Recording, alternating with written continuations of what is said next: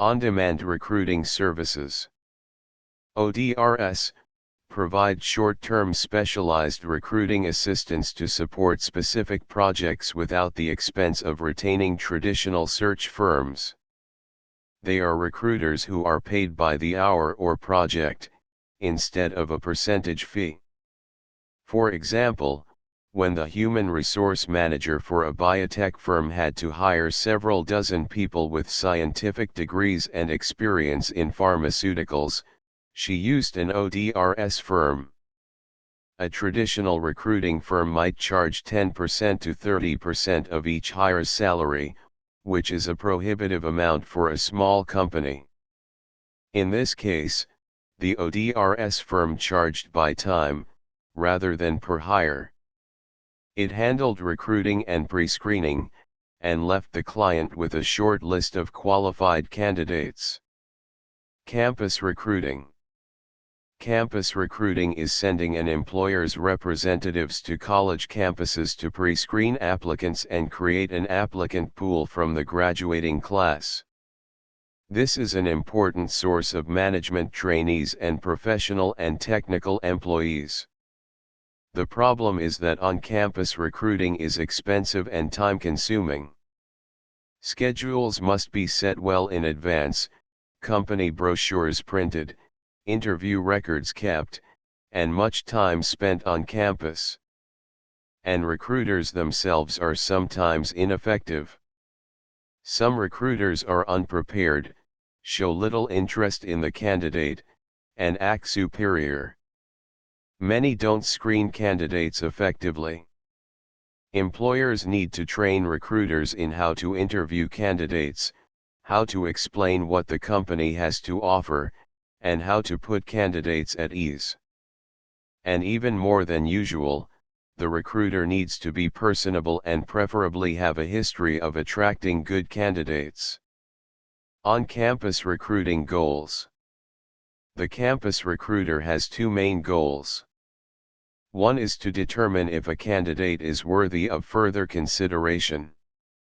Usual traits to assess include communication skills, education, experience, and interpersonal skills. The other aim is to attract good candidates. A sincere and informal attitude, respect for the applicant, and prompt follow-up letters can help sell the employer to the interviewee. Employers who send effective recruiters to campus and build relationships with opinion leaders such as career counselors and professors have better recruiting results. Building close ties with a college's career center can help employers achieve these goals. Doing so provides recruiters with useful feedback regarding things like labor market conditions and the effectiveness of one's online and offline recruiting ads. Internships. Many college students get their jobs through college internships. Internships can be win-win situations. For students, it may mean being able to hone business skills, learn more about potential employers, and discover their career likes and dislikes. And employers can use the interns to make useful contributions while evaluating them as possible full-time employees. Employee referrals. Employee referral campaigns are an important recruiting option.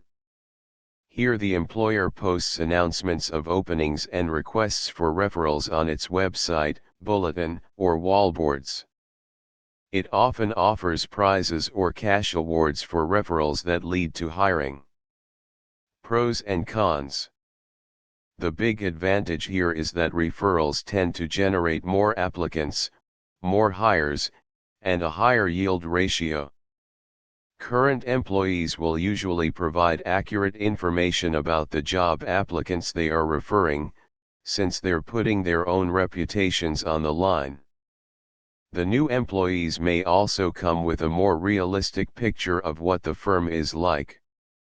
There are a few things to avoid. If morale is low, you probably should address that prior to asking for referrals. And if you don't hire someone, explain to your employee or referrer why you did not hire his or her candidate. Also, relying exclusively on referrals might be discriminatory. Walk-ins. Particularly for hourly workers, walk-ins, direct applications made at your office, are a big source of applicants. From a practical point of view, simply posting a help wanted sign outside the door may be the most cost-effective way of attracting good local applicants. Treat walk-ins courteously and diplomatically, for both the employer's community reputation and the applicant's self-esteem is involved. Many employers give every walk-in a brief interview, even if it is only to get information on the applicant in case a position should be open in the future.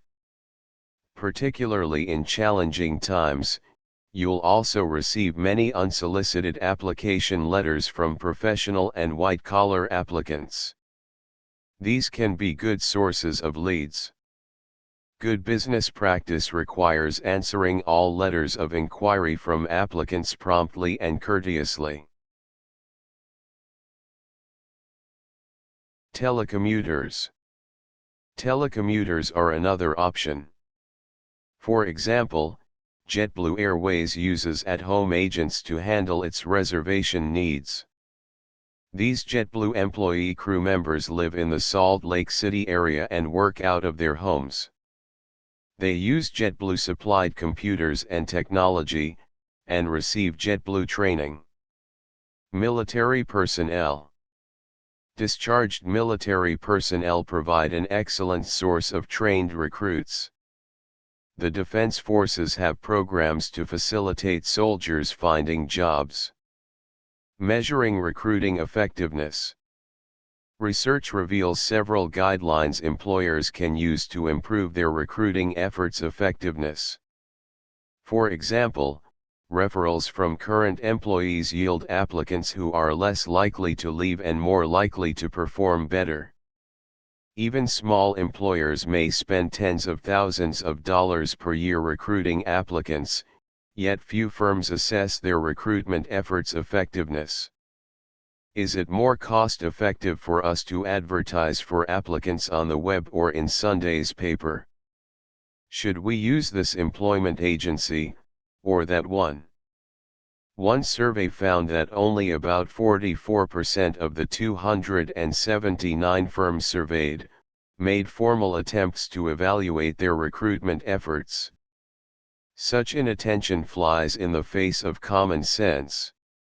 In terms of what to measure, one question is, how many applicants did we generate through each of our recruitment sources? Possible recruiting metrics include new hire job performance, new hire failure rate, new hire turnover, training success, and managers' satisfaction. The problem is that more applicants is not always better. The employer needs qualified, hireable applicants. An internet ad may generate thousands of applicants, but not all are viable. Even with computerized pre-screening and tracking software, it's a tough job screening and corresponding with the applicants. Ideally, an applicant tracking system should help compare recruiting sources, but most of them lack the necessary tools to effectively pinpoint source of hire. As you would appreciate, recruiting is not about quantity, but quality. It is therefore wise to compare recruiting sources with measures of how employees from these sources did after about a year on the job.